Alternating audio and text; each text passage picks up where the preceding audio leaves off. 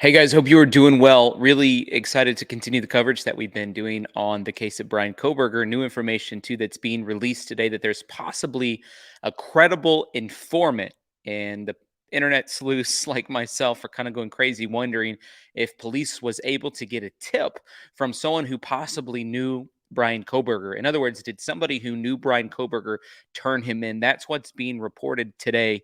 Again, breaking news in one way in this case. So I'm going to share the article with you guys. It says the Idaho murder suspect Bryan Kohberger's defense counsel reportedly received police reports and dossiers that were in possession of the state. So the state took a group of files that they had and they had to turn it over to the defense team. And the defense team's looking at it and they're looking at dossiers, they're looking at memos, and they're looking at information that might reveal that there was actually, and it's going to be interesting for them to process through it, but actually an informant that turned Bryan Kohberger in. Now, he's the 28-year-old criminology student accused of stabbing to death four University of Idaho victims, Ethan Chapin, Xana Kernodle, Kaylee Gonsalves, and Madison Mogan. After weeks of investigation, police narrowed down their hunt to Kohberger as the primary suspect of the shocking quadruple murder in 2022 and last year, which is crazy. We're all the way in 2023, but they arrested him in his parents' home.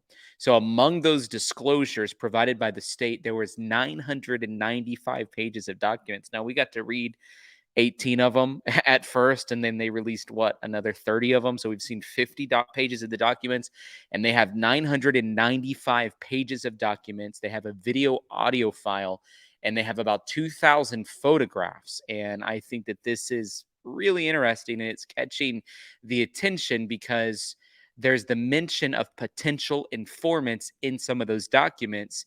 Obviously, the identity of that potential informant hasn't been revealed.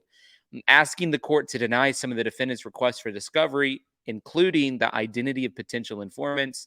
According to prosecuting attorney William Johnson, he said, to the extent that information exists regarding an informant who is not going to be produced as a witness, includes recordings or written statements of an informant, or that identity of an informant, such information is not subject to disclosure, and the state asserts information privilege. And so the state's holding on to this information and saying, yeah, we had an informant, but we're not going to tell you who it is. And it seems to be a credible informant, and it's curious language that's being used. And as you might imagine, people on Twitter are kind of going crazy over this. So I'll show you guys some of those tweets. Chief Inspector said it could be explained that he may be getting set up by his accomplices who left the knife, but sheath, which he had obviously opened the clasp of the handle at some point. The discovery response by the prosecutor shows that there is an informant and that Bryan Kohberger can't figure out who the informant is, meaning that there's multiple individuals who could be the informant. Realistically, everyone could be an informant. And so you guys can read through some of this court documentation right here. Exhibit A, in addition, with regard to material or information which may be exculpatory, as used or interpreted, the state requested the defendant inform the state in writing of the defense, which will be asserted in this case. So counsel for the state can determine if any additional information may be material to the defense to the extent that information exists regarding an informant who is not going to be produced as a witness. Such information is not subject to disclosure. Joseph over on Twitter says facts, including discovery response by the prosecutor, show that the Idaho homicides is the work of many. And those at the crime scene as roommates, those close to Bryan Kohberger as his WSU and DeSales professors. So that's a shocking piece of information, in my opinion. And it brings to light the continued conversation around the idea. And I think it's an important conversation to continue to have. I know it's debated. I'd love to hear your thoughts about it in the topic.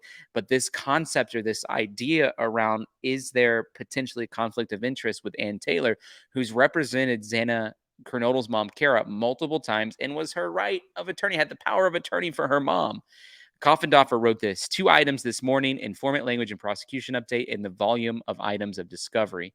Expect more discovery to follow. I don't believe the informant language was boilerplate. Shudder to think of the cost of Bryan Kohberger's defense. And then she said that, so she's basically hammering down on that, maybe saying it's not that big of a deal. And then she says, if Ann Taylor remains, You can only surmise that the Latol County handles conflicts differently than the FBI. We feds are conservative with such issues. We keep cases clean. We don't operate in the gray. Most on the issue get it, other choose gray. Idaho homicides deserve better than gray. You guys let me know what you think. Do you think that the Idaho victims are being served in a way that is operating in the gray? And do they need to have a different attorney? Does Bryan Kohberger need to have a different attorney than Ann Taylor, where there's serious uh, in my opinion, conflict of interest, especially if there's an informant? I mean, that's more reason, in my opinion, that they should release the valve, the pressure valve of what's going on in this case. So let me know in the comments what you guys think. And I want to tell you guys about another thing that I think is really important. We have an amazing brand new true crime app that I'm a part of. I'm posting the link in the description of this video and in the comment section, but we're giving away $250. And in order for you to win that $250, all you have to do is click the link, download the app, and then go and follow me. My name's Tyler Feller on there. I'm posting up to date information pretty often on there, and pretty quickly too. As soon as I think of something, kind of have a new spin on it, or new information such as the conflict of interest came out, or in this case, the informant language around the case comes out. I'm creating content around that and posting it. And some of my other favorite true crime content creators are on the app as well. And so click the link, it's going to send you to a download. But I'd love to hear your thoughts. Is there a conflict of interest? Yes or no? Let me know what you think. And then on sort of like on the other topic, do you think that there was an informant? Do you think that there's accomplices? If there's accomplices in this case, whew, that's shocking. If there are accomplices in this case, in other words, Bryan Kohberger did not do this alone. Obviously, there's a presumption of innocence according to the American legal system and justice system. But is there the potential that he had other people with him? And I've spoken to many experts. I don't know if you guys have had an opportunity to watch through some of the interviews that I've done with high profile attorney and former FBI agent who'd been involved with cases like Ted Bundy as an FBI agent, Dale Carson. Fascinating conversation. I have a couple videos with him. We have former Secret Service agent who protected the presidents and leads his own investigation company now, named Jim Rathman. We had several times on the show a former FBI agent, Jennifer Koffendorfer. We've had Jason Jensen, who's a private investigator. We had Scott Roeder from the evidence room. We've had the lawyer on this channel, and several other, Johnny Law. And so I've been able to bring really world-class experts to the table. I mean, it's the A team of people who have been talking about what's going on in the Idaho 4 case. They political and commentary pundits on all of the major news channels. And we've been talking through this idea. Phil Waters is another one, legendary homicide detective out of Houston, Texas. And one thing that's really interesting about these experts that I've talked to, about half of them have been split down the middle on whether or not there was an accomplice. About half of the experts that we've talked about have said that there is potential that there was an accomplice in this case. And the other half have sort of been like, well, we don't really think anybody else was involved. And so the fact that there's a potential informant could be that somebody was either in on the inside scoop of what happened, helped plan it, knew what was going to happen. I don't know. I mean, I think it's really interesting. So I'd love to hear your thoughts about it. Thank you for taking time to watch this video. Don't forget to hit the like button and subscribe, and we will see you soon.